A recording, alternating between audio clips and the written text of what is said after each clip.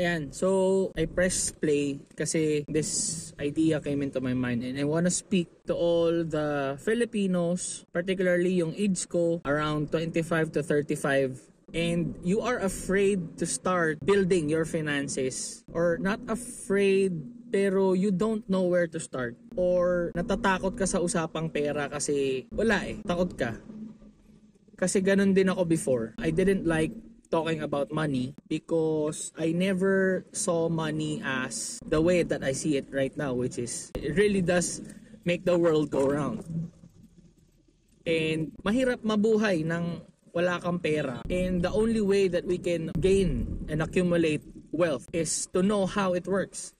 To know how money works in the real world, how to make it grow, how to protect it, and all these things. Nung naging financial advisor ako, that's only the time that I really got into studying finances. Doon ko palang naintindihan paano dapat mag-save ba, ano yung insurance, ano yung investments, bakit sila kailangan. I want to share this to all the people na natatakot na hala, ang dami kong kailangang aralin para yumaman. And I will tell you na actually hindi. We all know yung mga mayayaman. We all know business people na talagang tinatrack nila kada expenses nila sa araw-araw. Tinatrack nila yung sinasahod nila kada buwan, kung saan napupunta, saan nila gagamitin. Tapos talagang sinusundan nila ng very strictly yung mga bagay na to. Sa totoo lang, kailangan mo lang siyang gawin only after a while. Personal finance is more on the topic of behavior. It's more on the psychology. Hindi siya technical na, hindi dapat 20%. Hindi dapat ganyan, mas mataas, blah, blah, blah. Kailangan mo lang maintindihan yung concept ng pagsisave. Bakit ba kailangan mag-save?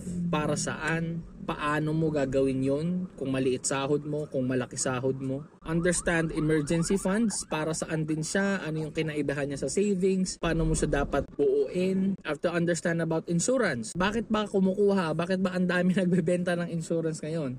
Kailangan mo lang maintindihan yung concept ng mga bagay na yun. Kung bakit kailangan kang magkaroon ng mga yun. Bago ka mag-invest, bago ka mag-business and everything else. But you don't have to know everything. You just have to start. One verse from the Bible that I always use and I live by, it is one of my life verses, is Proverbs 13:11, where it says there, dishonest money dwindles away, but he who gathers little by little makes it grow. So yung concept ng little by little, pwede siyang ma-apply sa finances, pwede siyang ma-apply sa buhay natin, sa fitness, sa health, sa relationships, kung basta may gusto kayong buuin, may gusto kayong gawing bago. It is the concept that will really help you change your life. Marami na akong narinig ng mga quotes from productivity experts, from self-development experts. Kuwari yung Atomic Habits, which was very popular recently, hanggang ngayon. If you would grow 1% per day, malaki yung i-improve mo over the long term. Pero hindi siya kailangan na malaki agad. You just have to start. You just have to make adjustments here and there. Kailangan mo lang gawin ng maraming beses. It's about developing the habit and the lifestyle. So ngayon, in terms of finances, hindi mo kailangang mag-umpisa agad na 20%. Especially kung hindi naman kaya ng sahod mo. Magtabi ka muna ng 100 sa susunod mong sahod. Then build from that. Kasi ang iniisip ko, maraming tao yung ayaw mag-umpisa kasi feeling nila kailangan nilang baguhin yung buong buhay nila to fit the idea of the rich life na nakikita natin sa media. But it's not actually. Tingin mo ba yung mga super yaman na mga tao ngayon, kinakount pa nila talaga every little expense that they have? Siguro meron, pero most of them would not kasi meron na silang good grasp on how their money flows, on how their money works. Sa business, importante siya, for sure. Pero kung personal lang naman, I don't think that you really have to track it all up to the last cent. I mean, just understand the concept, then do what you can so that you can be rich. There are hard set rules na binibigay sa atin ng mga experts. Kunwari, delayed gratification, spending less than what you make, saving for the rainy days, investment lang yung nakakatalo sa inflation, mga ganong bagay. Siguro may standard pero hindi siya sinabi na kapag hindi mo siya nagawa, hindi mo na mararating yung ganto. It's just that when we follow that standard, we have a higher and better chance of achieving what others have achieved.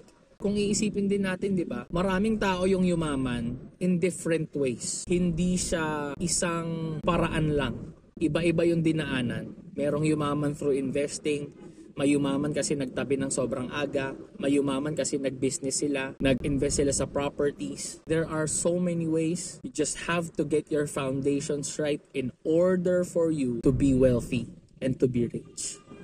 So wag kang matakot. Get over your fear. Just take the first step. Start little. Do the most frictionless thing that you can just to get started in building your finances. Hindi mo kailangang aralin lahat ng technical stuff.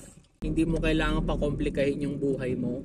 Ang daming librong pwedeng basahin, videos na panoorin, mga tao na makausap at makasalamuha para malaman yung real life scenarios, yung personal and unique na mga paraan na ginawa nila para makarating sila kung nasaan sila. But yun lang siya eh. Hindi tayo magkakaroon ng maraming pera kung hindi natin alam kung paano yung hahawakan in the first place. Sabi rin yun sa Bible, kung yung maliit pa lang na meron tayo ngayon, inaayawan na natin, ayaw nating pag-usapan, paano natin pag-uusapan yung malaking pera? Hindi kasi siya, pag marami na akong pera, saka ako mag-uumpisa magtabi. Hindi siya ganun. Kasi kung hindi ka nagtatabi ngayon sa maliit na meron ka, pag binigyan ka ng malaki, edi mas lalong mas marami kang panggastos. It's always about the habits.